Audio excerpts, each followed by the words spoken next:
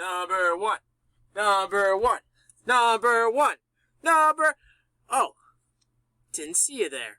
It's me, Mr. Mac, celebrating United States World War I victory with my life-size bust of our 16th President Abraham Lincoln and 1976 Elmhurst Colt League Junior League basketball team while also wearing a Cold War-era United States Air Force uniform. So, probably wondering, why am I doing this?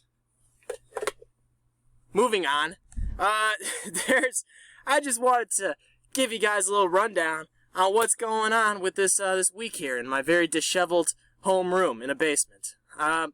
So, let's take a look here, right? What I got for you guys today is little primary source research. So remember how these weeks are going? We're gonna go a primary source activity on the first day, on Tuesday, right, is when you should start it. And then have it done by Wednesday, and then I'm going to post something on Wednesday that should be done by Friday, okay? That's how it's going to go. So here's the primary source one for the week, right? So this is going to be looking at 3 different primary sources, right? You got local, regional, and national, okay? World War I, although in my lecture I made it seem like didn't have too much of a impact on America, it really did on every aspect of American life. For instance, McLean County, not to spoil too much, McLean County had a very large German population. A lot of their publications were in German up until the start of World War I. So, point is, there's a lot of primary sources from McLean County, from Illinois, and from, of course, the United States in general. I can't understand cameras. Okay, I don't know how to count. So, those are the 3 types of primary sources I want you to find. So, one from McLean County, or Leroy, or somewhere around here, Bloomington, honestly. It's just somewhere in the area. Then Illinois, specifically, okay? You'll be able to find some. And then also one from the United States. Just anything. I'm looking for whatever. Could be, I'd prefer it if you have a theme for all of them. So if it was like soldier registers, it'd be soldier registers for all of them or something. But it doesn't really matter. I'm not going to be picky. So anyways, I kept a link here for you. All you have to do is find that primary source, okay, and then describe it and then cite it using MLA formatting. That's all you gotta do.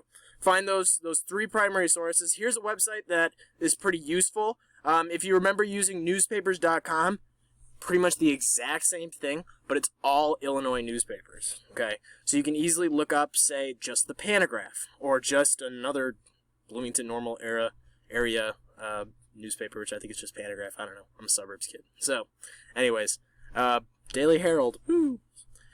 So try to find an Illinois one off that, or you can probably also find McLean County. Okay, it could be a newspaper, it can be a political cartoon, it could be soldier registers, it can be anything. Okay. Also, make sure, just a reminder. Okay, difference between a primary and secondary source. So if you find a book, let's say just let's say that there's a book called McLean County in World War I that I may or may not have linked in my PowerPoint. That would be a secondary source because it's just a compilation of primary sources. So that book in and of itself would not be a primary source, so you can't send that. But if you find a primary source within it, that is completely usable. Okay? So, anyways, you find that, post it on here, and that's it. Okay? I have a due date. Remember on the bottom, due date is non-binding, is only for optimal schedule of the week. It's how you like it. So, that's all I got for you guys today. Number 1, I guess. Woo!